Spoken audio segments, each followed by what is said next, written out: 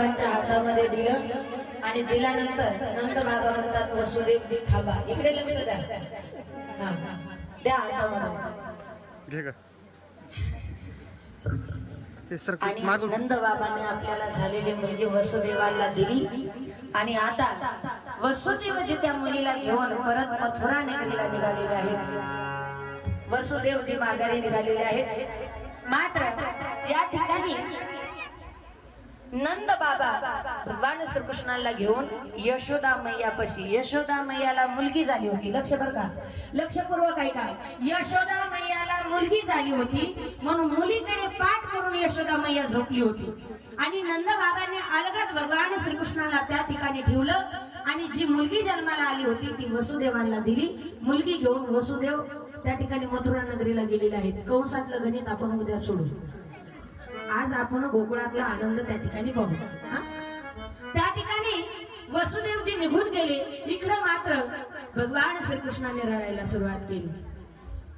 जी प्रसूती करण्याकरता नंद बाबांची